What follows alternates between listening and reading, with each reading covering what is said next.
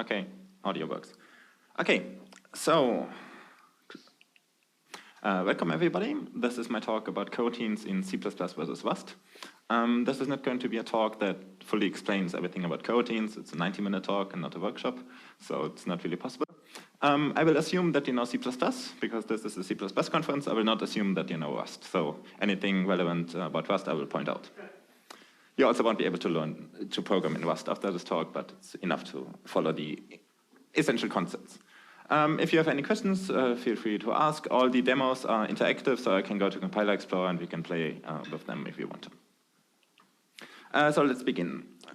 Coroutines are usually motivated by some multi-threading stuff. I will not use threads at all in this entire presentation. Coroutines are, the essence of coroutine doesn't require multi-threading. They're a lot simpler than that. So instead, my motivation is simple AI in an RPG guard. So the AI here represented by a hashtag, because this is a PDF and I can't do animation, wants to patrol between 2 points. So it starts out at the left, and then it goes over, and then it reaches the other point, and then it goes back. And we want to render that sort of code. This can be pretty straightforward. We simply have a loop, a start position, end position. We start at the beginning, and then we walk until when we reach the end, we turn back and go back. Because we want to do don't want to move it over the screen, we sleep whenever we do a sleep in the middle, so it doesn't just immediately step back and forth. And then to actually run it, because the sleep blocks everything, we start a separate thread, pass our position, and then we load the current position and render it. And this approach works, but it obviously doesn't scale. When we run 2 guards, we need 2 threads, and when we run 3 guards, we need more than that. And it requires multi-threading, synchronization, so nobody would actually write it.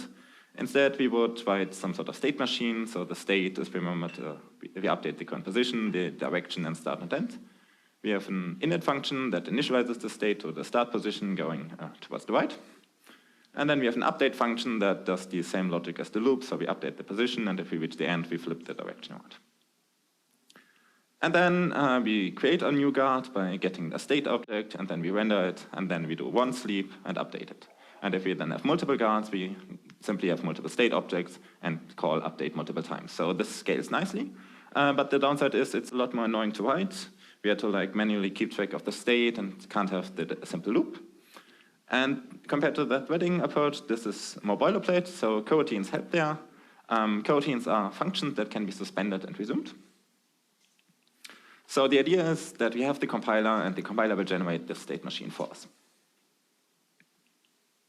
So this is pseudocode syntax, how it can look with a coroutine. It looks exactly the same as with the multi-threading example, but instead of sleeping, we're using this continue return, which is pseudocode for suspend the current function so it can later then be resumed. On the opposite end, on the calling side, it looks exactly like the code with a state machine. So we call the function, this will give us some sort of handle to the coroutine, and then we render, we do the sleep, and then we say continue the execution of the coroutine.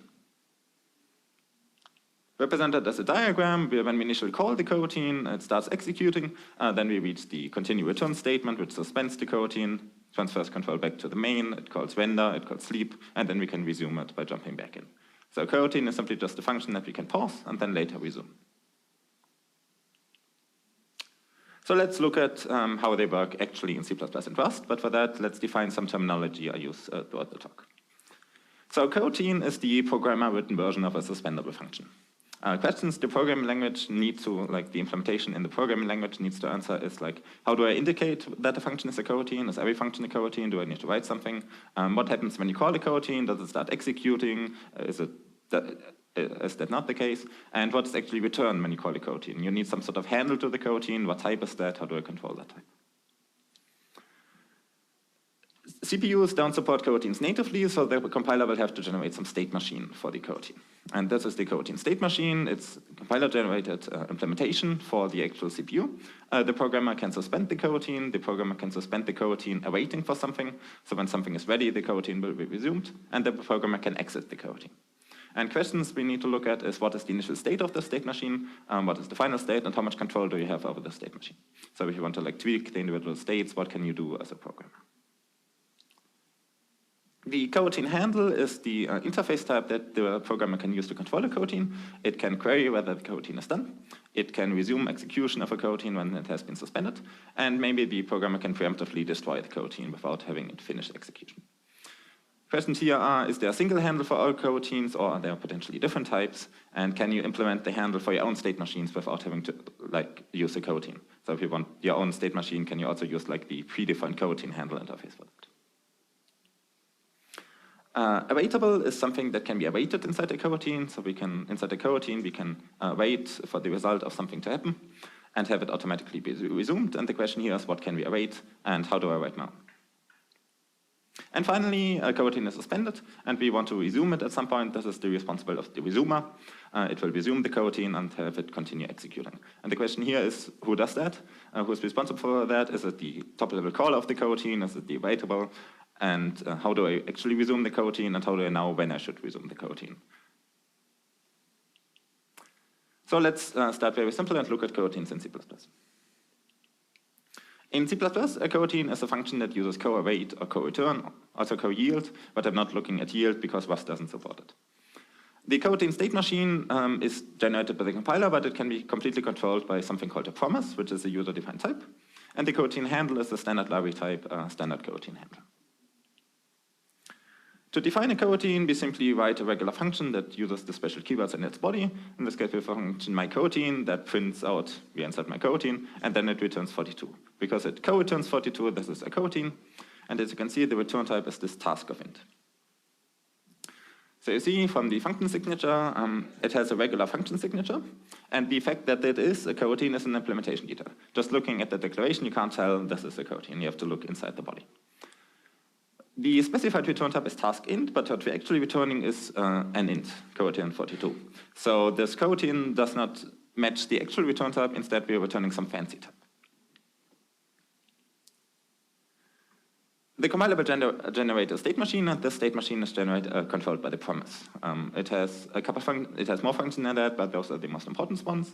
So the first one is a getReturnObject, and this is the responsibility of returning the fancy return type. So in our case, this would return the task of int.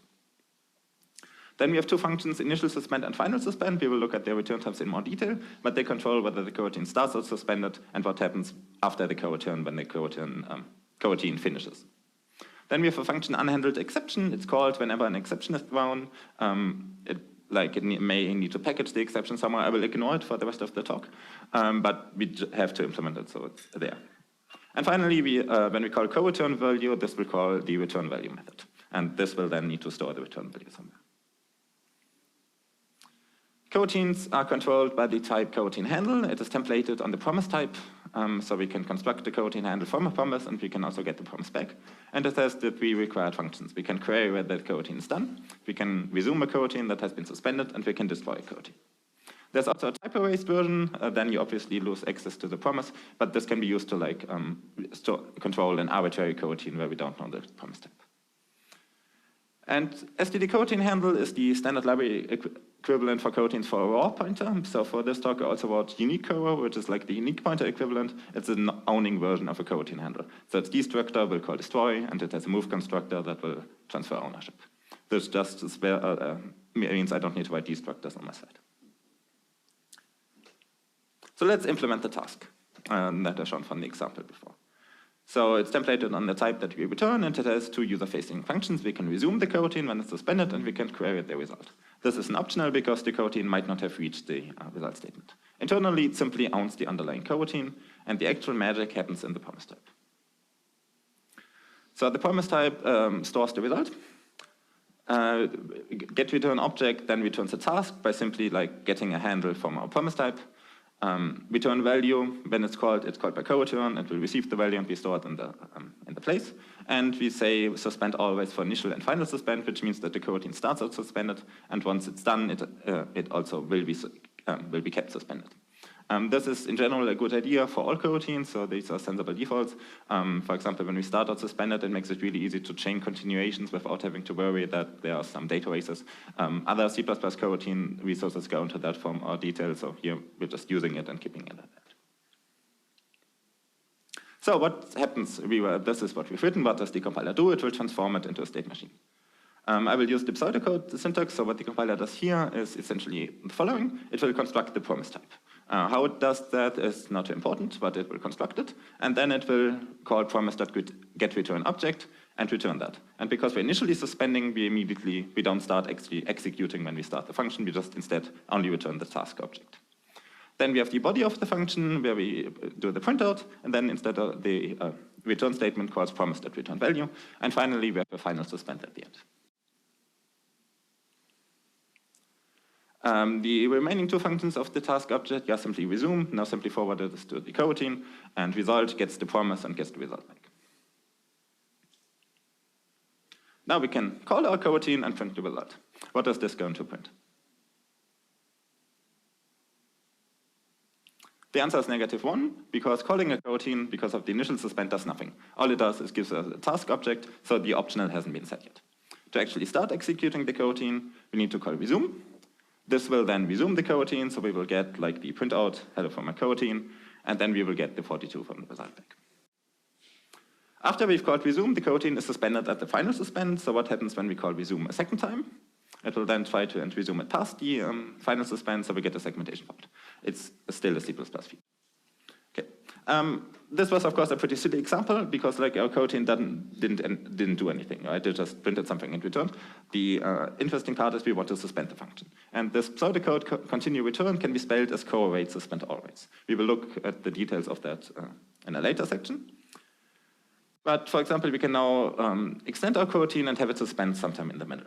And this time, to actually get the value, we have to resume it twice. The first resume will start the execution, we get the first printout, and then we suspend again. So the second resume will continue after the correlate, print the after suspend, and return the value, which we can then get. And that's all we need to do to implement our guard patrol as a C++ coroutine. So this looks exactly like the pseudocode. Instead of continue return, we're using correlate suspend always, and instead of returning void, we're returning task of void. A coroutine cannot return void because void doesn't have an associated promise type, so we always need some fancy return type. And that's the entire C++ part of the coroutine. The user side looks like the state machine, but note that we need to call resume once because it starts as suspended. So the first resume will do the initialization of the position, so it will run through the loop until it reaches correlate for the first time, and then we can render it, sleep, and resume again. And this does what we want. It implements the guard patrol exactly like we did with the state machine. Any questions? Yes? Technically, if we have like in our task type suspend never for the initial one, we don't need the resume. Yes, if our task type didn't have suspend always for the but instead suspend never, we wouldn't need the initial resume, but it's a good idea to have it, so I kept it. Yes. Okay, let's look at the same example in Rust.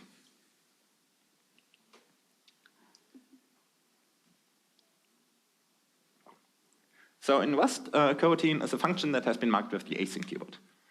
The coroutine state machine can be completely handwritten, or it can be compiler generated, but there is no middle ground. You can't just tweak it a little bit. If you want more control over the state machine, you have to write it by hand. And the coroutine handle is an arbitrary user-defined type that implements something called the future trait.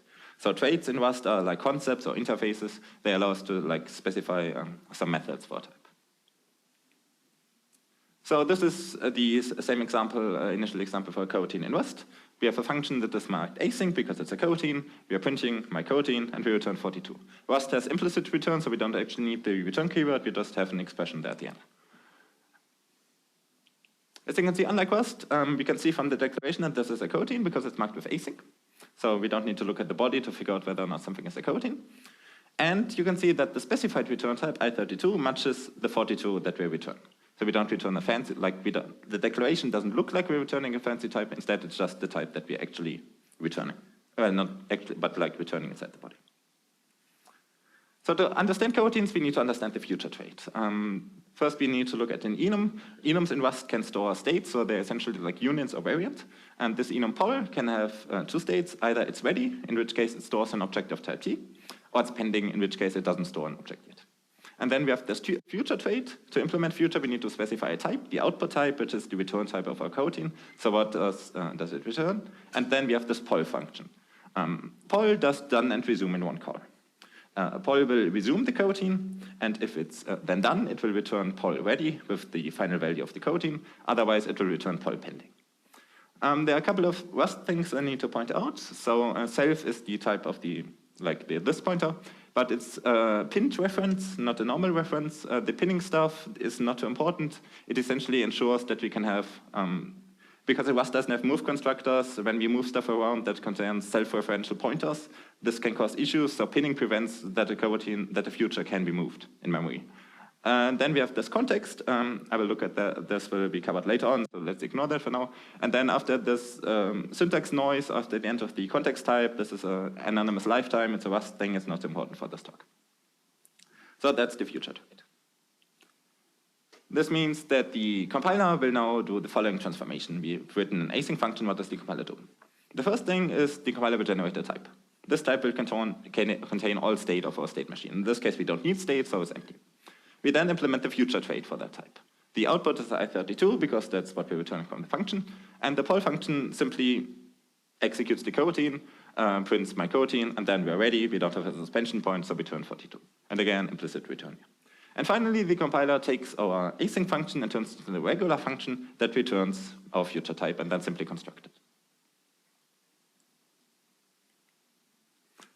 So when we call a coroutine, this does nothing. There isn't even a way to actually get the value out of it. It will simply construct the future and does nothing. To actually make it progress, we have to poll the coroutine. Calling poll is a bit tricky because we have to pin the value and get the context. So I've written a wrapper function just called resume that simply calls poll internally. So it just calls poll, and then instead of the enum, we're getting an optional back. So we can resume the coroutine once, and at this point, the coroutine is finished, so we can get the value out. Any questions about the basic example? Yes? Why do you need to pin? The pin. I will get back to pin towards the end of the talk, I think. But for now, just pretend pin doesn't exist. It's. I will. Yeah. It's okay. So continue return. So this suspend the current coroutine in Rust can be spelled as suspend always.await.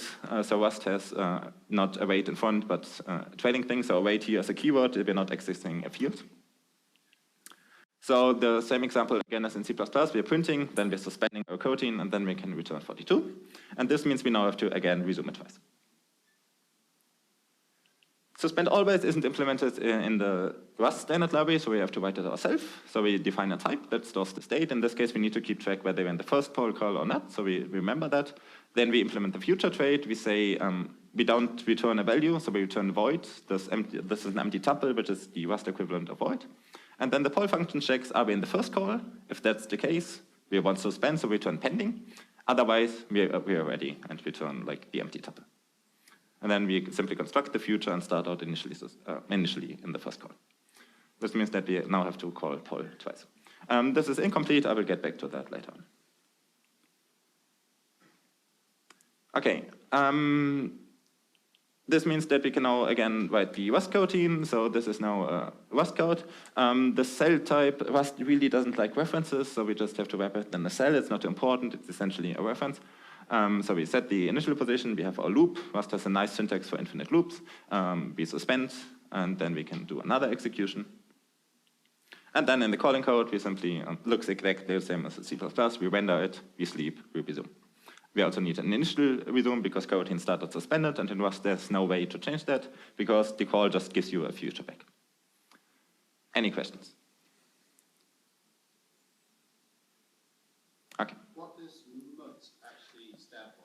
Mutable. Yes. Sorry.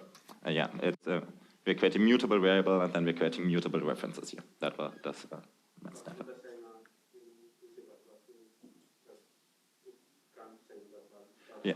Yeah. So in C++ you would create a variable or you create a const variable and a reference or const references, and in Rust you create a variable or a mutable reference and so on. So it's the opposite of const. Yeah, defaults are the other way around. Yes. Okay, so let's do a recap what we've seen so far. In C++, the coroutine is an implementation detail, whereas in Rust, it's visible in the interface. If the function is marked with async, it's a coroutine. In C++, the written return type matches the result from the call. So coroutine returns a task of int, and when we call it, we get a task of int. However, it does not match the expression that we're calling in the return statement. In Rust, the written return type matches the return statement, but it does not match the type that we actually get back. So that's the other way around. In C++, we have this promise type. This allows us to customize the state machine, whereas in Rust, the state machine can either be generated or completely handwritten. Finally, C++ has this one type to control coroutines, the std coroutine handle, whereas in Rust, it's any type that implements the future trait, and you can even implement it yourself. Of course, so in C++, coroutine is hidden in the interface. This is also possible in Rust. We simply need to write a wrapper function that calls the coroutine. Calling the coroutine will return a future, so we specify that the return type is any type that implements the future trait with the desired output. There's a shorthand syntax for that. We can simply use an async block, and now inside it is a coroutine. So it's possible to write a coroutine the same way in C++ as in Rust. There's just a different choice for default. Okay, let's look at the more interesting part of coroutines, awaitables and resumers. First in C++ again.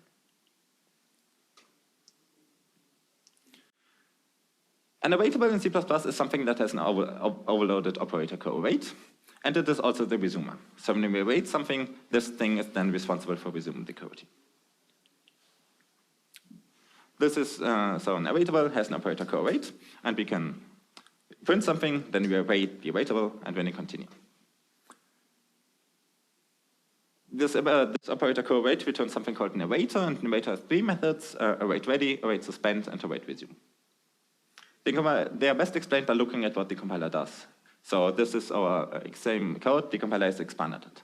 So we're first calling operator co-await to get an awaiter. Then we are asking, is the awaiter already ready? If the awaiter is already ready, we don't need to suspend the coroutine, and we can just continue immediately. Otherwise, we're suspending, and by calling await suspend. Await suspend receives the handle to our current coroutine. Because the awaitable is responsible for resuming the coroutine, it receives the handle, it can then store it somewhere, and ensure that it later calls resume on it when it's ready. So we pass it, the handle to our coroutine, and then we suspend. This returns to the caller, the awaiter has stored it somewhere, and we can resume it. Finally, once we resume, we call awaiter.await ready, which gives us the final value back from the await expression. And then we continue normally. The awaitable and the awaiter can be the same type. So if the awaitable already has those three methods, we don't need a separate type. This is, in fact, the case for suspend always. It has the three methods. We always want to suspend, so we're never ready. So await ready just returns false. Await suspend does nothing, because it doesn't ever resume the coroutine, and await resume also does nothing. And in fact, initial suspend and final suspend from promise return awaitables. So the actual expansion, the compiler does co-await of the initial suspend, and at the end co-await of the final suspend to control how the coroutine. And because we're returning always suspend always, this will always trigger the suspend code. Now it is important to point out that it is the responsible of await suspend to schedule the coroutine for resumption. This is why it gets the handle for the coroutine. We're saying this coroutine we want to await some result, so we give us the handle. And then the awaiter should store that handle somewhere, ensure that when it's ready, it resumes the coroutine. This means that simply using co-await suspend always here isn't ideal, because co-await suspend always, it will never resume the coroutine. So instead, in fact, the caller had to resume the coroutine. So this isn't a good idea, as we'll see for reasons later on. So let's make it nicer by introducing a timer. The idea is that we have a timer. Coroutines can await the timer. This will then add them to a queue. And then when we call tick, tick walks over all coroutines that are currently waiting on the timer and will resume them. So in usage, our petrol function now takes the timer, then we await the timer, and then the main function, the sleep, we call tick. This will then walk over all coroutine and resume them. Of course, the coroutine started suspended, so we actually need to start execution. So instead of calling resume, we're now calling start, which is the same method, but it's only meant to be called once, because the awaitables are responsible for resuming the coroutine. Any questions about the idea? Okay. So let's look at the implementation of the timer. As we saw in the expansion, the awaiter is stored as part of the coroutine before it suspends. So we can use the awaiter to inject state into the coroutine, which makes it really easy to store an intrusively linked list of coroutines. So our timer simply has a pointer to the first awaiter, and then each awaiter has a pointer to the next one. So when we await a coroutine, they add themselves to a linked list. Await ready, we're never ready, so we return false, and on resume we do nothing, so the interesting part is await suspend. Await suspend, remember, is called by the coroutine handle that was just suspended. This is the one that we then need to resume, so we remember that and add ourselves to the linked list. And then tick simply iterates over the linked list, gets each coroutine, and resumes them. The exchange call in the first line is very important because the resume then executes the coroutine. In our case, it will continue with the petrol function, adds the next iteration, in which case it awaits itself, so it will add itself back to the list. So if we didn't have the exchange here, it will keep iterating, adding itself back to the list, getting back to it, resuming it, adding it back to the list.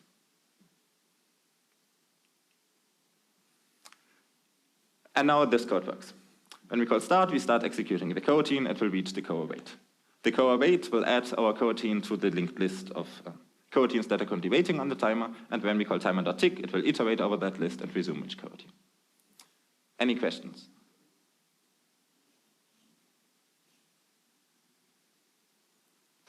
Okay, either it's clear or it isn't clear, and there are no questions because it's, okay, I'll just give you a second.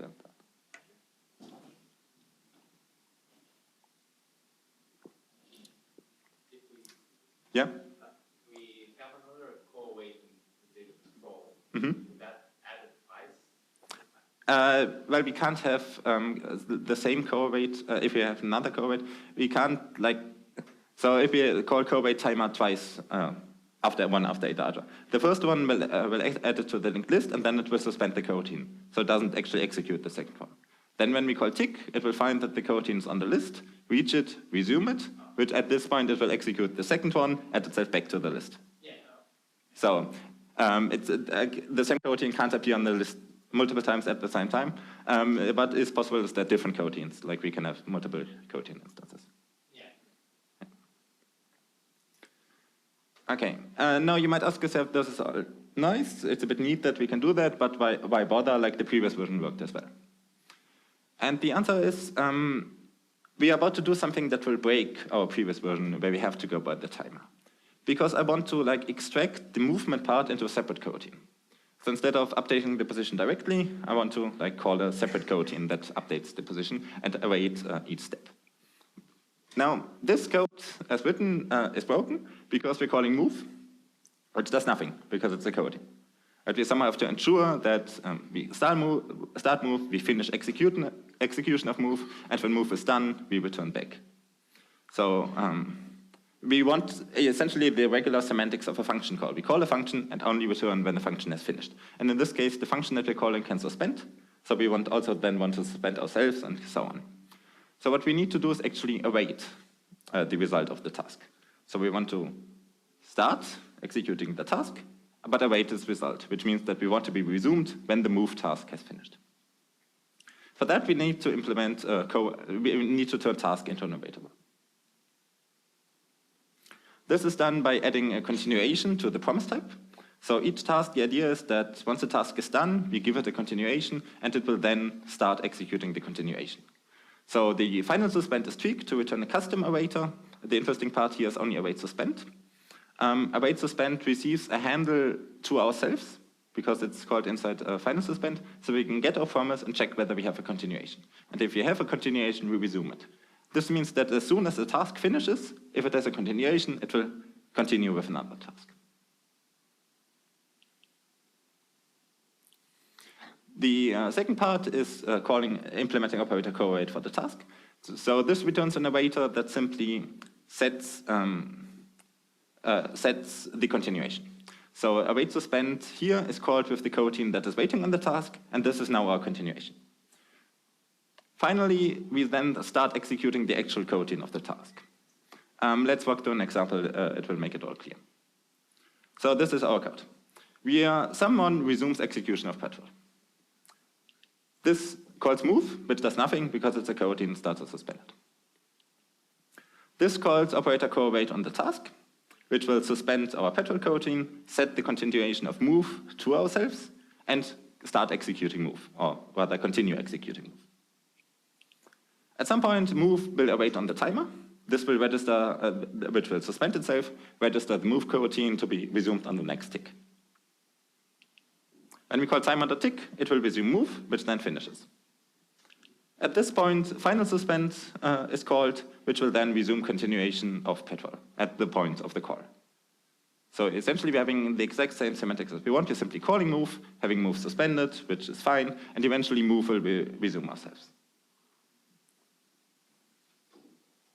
Questions about that part? Yes?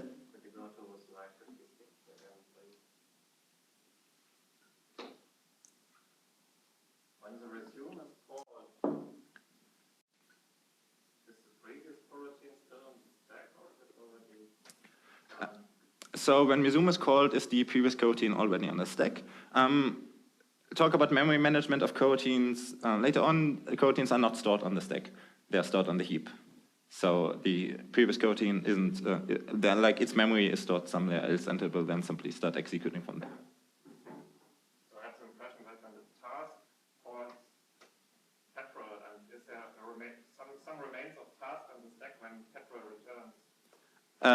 So when task calls petrol, so petrol calls move, which puts move on the call stack. But then the regular move call finishes and returns a call task object.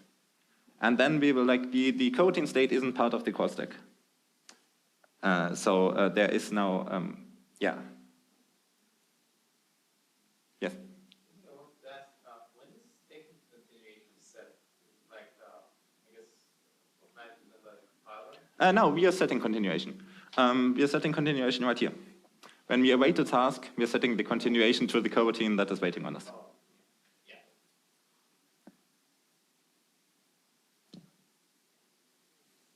Okay. Anything else?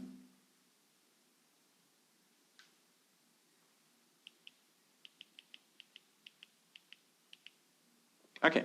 The implementation right now has a problem when we call cowait many times in a loop on another task. In principle, this should work. We're just calling coroutine one at a time. In practice, this is a segmentation fault. The answer for that is if you look at the call stack. So we're calling resume on coroutine A.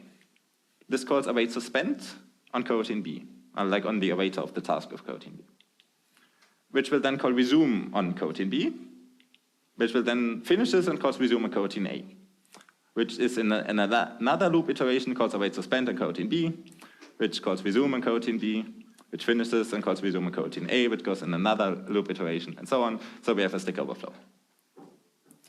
The solution to that is to use something called tail calls, which are essentially calls that don't add themselves to the stack frame. And the way to do it is to change the toAwait suspend function, and instead of resuming a coroutine, we return the handle that we want to resume. So we can, in this case, instead of resuming handle, we return handle, and then the compiler will resume it for us, but it can do it in such a way that it doesn't add it to the stack frame. And similarly, instead of resuming the continuation, we simply return the continuation. And if we don't have one, we return no coroutine, which means don't resume anything, and instead return back to the caller. So this is that we need to do and fix the stack overflow. On GCC, actually, there is still the stack overflow in debug mode because the optimization only takes place when we enable optimization, but this will be fixed. Okay, that was C++. Now Rust is both simpler and a bit more complicated than that. So, any more questions about C++ before we go there? Okay. In Rust, there is no separate concept of awaitables. An awaitable is a type that implements future. So every future is also an awaitable. And in Rust, the resumer is some user-written executor. So in Rust code, in C++, we awaited something. And this awaitable is then responsible for resuming us. In Rust, this isn't the case. Instead, we have some top-level thing that will repeatedly poll futures until they're ready. And the question is, we can, of course, go ahead and simply poll every feature all the time, but we only want to poll them when they're actually ready. So the remaining question is, how do we inform this top-level executor when to poll which future? And this is where the context comes in. It is passed to call, and all it does is gives us a waker, and the waker has two methods. Well, it's essentially one method, but it's a Rust thing, wake. So we can call wake on the waker. And this is then meant to be called by a future when it's ready to be polled again. It should inform the top-level executor. So a correct implementation of the spend always needs to ensure that the waker is called when it's ready. In this case, the spend always is immediately ready, so we just call wake directly. And then our actual resumer goes ahead and constructs a context with a waker that does nothing, because in our implementation, we are simply ignoring the waker and simply polling each future all the time. This is just for simplicity. We can imagine that the real implementation would have a list of futures.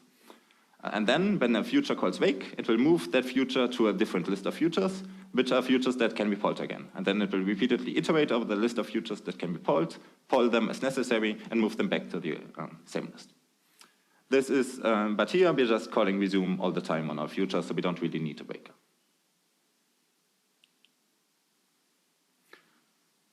We can now understand the full compiler transformation Rust is doing, because we're calling poll on the top level future, which then has to go down and polls the innermost future that's currently waiting on. So what the compiler is doing is, here we are just having an inner await, so our top level poll should call poll on the inner one. Details aren't too important, but we're just implementing poll.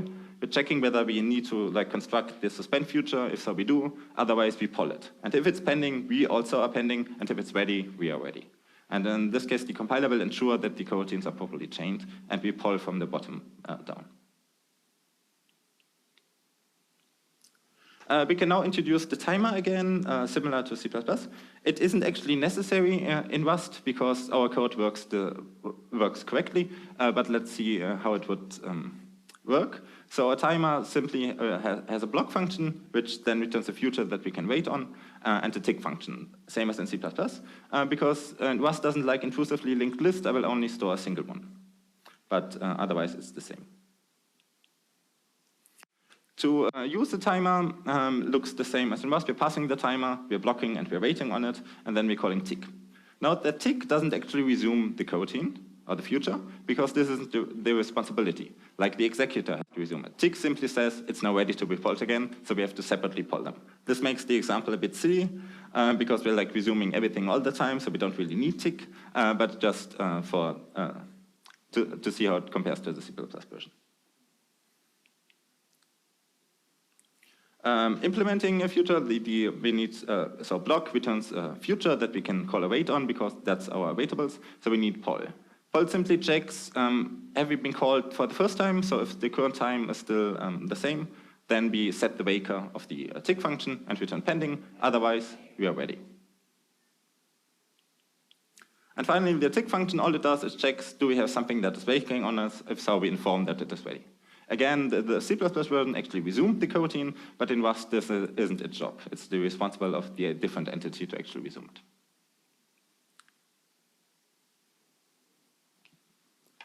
Questions about that? What's pin? Yeah, so the pinning business is, for example, this future stores a reference to the timer. And we can imagine that a different future can store a reference to to another, like we have two local variables inside our coroutine, and one is a pointer to the other. Then the future type will store the two variables, and one is a pointer to the other. When we then move that future in memory, the pointer needs to be updated, because it will points to a different member and the location of the member has changed. In C++, we would write a move constructor that will update the pointer, but Rust doesn't have move constructors. All moves are memcopy. So we simply can't move a future trait in memory, which means that we pin it. Once it's pinned, it can't be moved. So it's not too important to actually understand what's going on. It's, but yeah, it's anything else. Again, the details here aren't too important, but the general idea is in C++ we had awaitables, and awaitables were responsible for resuming the coroutine again. In Rust, we don't have, instead futures are awaitables, and they are responsible, and they are only responsible for informing that it is ready to be resumed again. The good news is because, again, this is the usage code, because futures are already awaitables, chaining coroutines is pretty trivial, we don't need to do anything.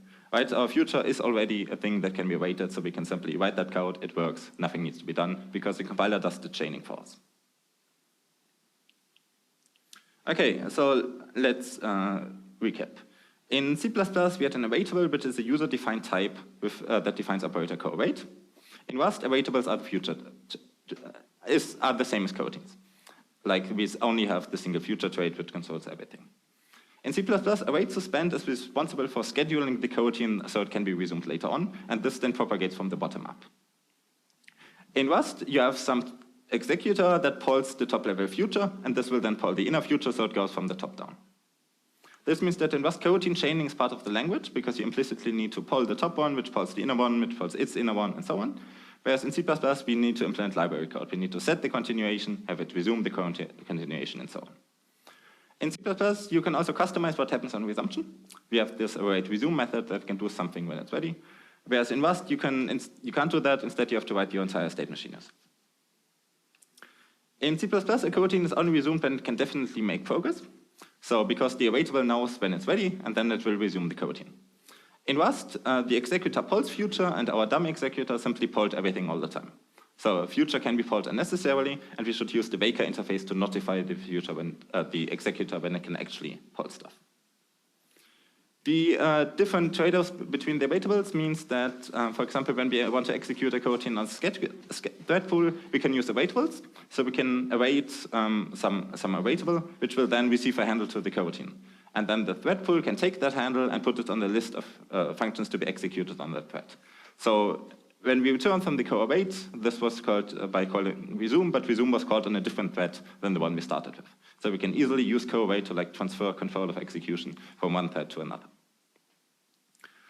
In Rust, this isn't possible. Instead, what we need to do is take our top-level future and pass it to the thread pool. Right? And then the thread pool will only start executing on there. So it isn't possible to transfer execution between coroutines very easily that way via awaitables, because that can't be customized. Instead, we can take the future and pass it to a thread pool. Do we want to change execution at some point? We can't really do that at a specific point. We have to pass the future to a different queue when it's suspended, and then have something else called poll. But we don't really know the initial state the coroutine is in. We can, of course, also implement that interface in C++. So we can implement a span method with the thread pool that calls a coroutine. This will then simply create our own custom coroutine that co-awaits schedule. So when it returns from schedule, we're on the thread pool. We can then start executing the coroutine on that thread pool. And finally, we return. This will then give us a task, so we need to start it. And the only difference here is we don't want to destroy the coroutine at this point because it's executed on a different thread. So we use a task that doesn't actually destroy it. Instead, it's destroyed at the end. Questions about those slides?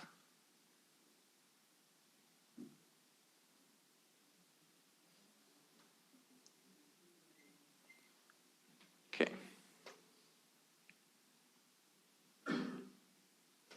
Let's cover the obligatory socket example.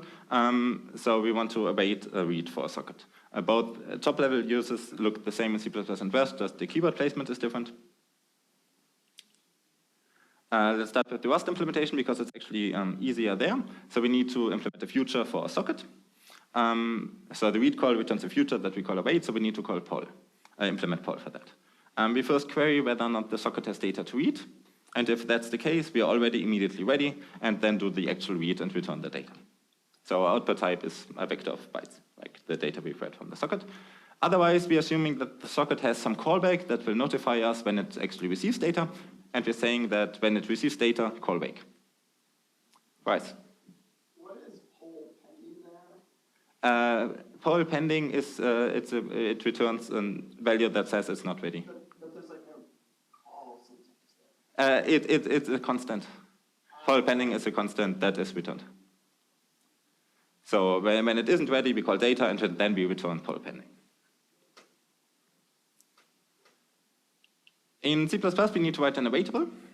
So we need to implement the three functions. Await ready checks whether the socket has data, and if that is the case, we don't need to suspend. Then we have await suspend. Await suspend is responsible for resuming the coroutine later on. So we're assuming that the onData callback then calls resume. Finally, when we are actually ready, await resume is called, which can return the data. Now, this implementation isn't ideal because the onData callback is probably executed by some kernel interrupt when the socket has received data. And the waiting resume then calls arbitrary code, like if we start executing the code, continue with the coroutine, so this isn't ideal.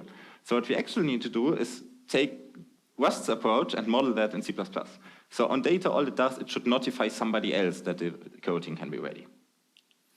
So we are essentially assuming that we have some sort of context similar to Rust for the socket, and then when we are ready, we say the context can resume this coroutine. So we are, this time, similar in Rust, we have an executor that keeps a list of coroutines that are currently waiting, and when onData is called, we move them to the list of coroutines that can be resumed. And then we have a different thread that goes over them and resumes them. Question about the socket example.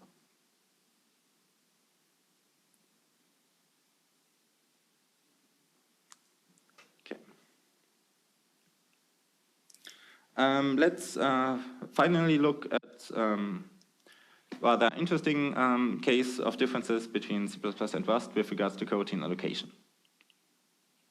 So coroutines sometimes need to store state. For example, here in the pseudocode again, we're reading a string, then we're suspending, and then we're continuing with the string. And when we then call the coroutine and we continue it, it will suspend, so it needs to store that string somewhere. Where does it store that string between the suspension point? We can't use the call stack directly because we might have multiple calls in place, so it's more like a tree instead of a call stack.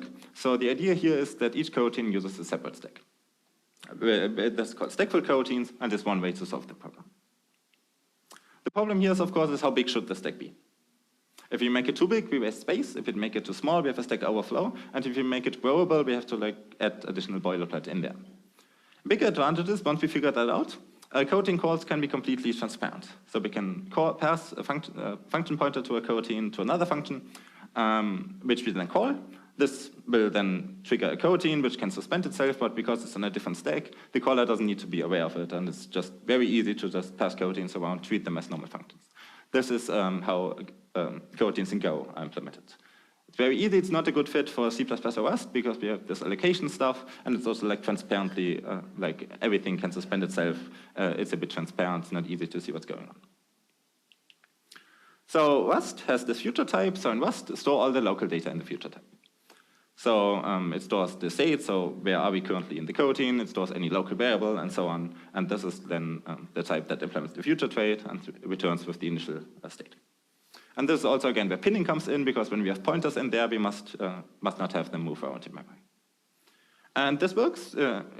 It's a really simple solution. We have a custom type. We can store it on the stack, somewhere else, by the caller, and so on.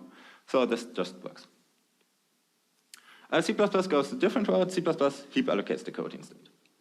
So the coroutine state there consists of the promise object, any parameters to the function, the current suspension point, or the state of the underlying state machine, and all local variables that need to persist between suspensions.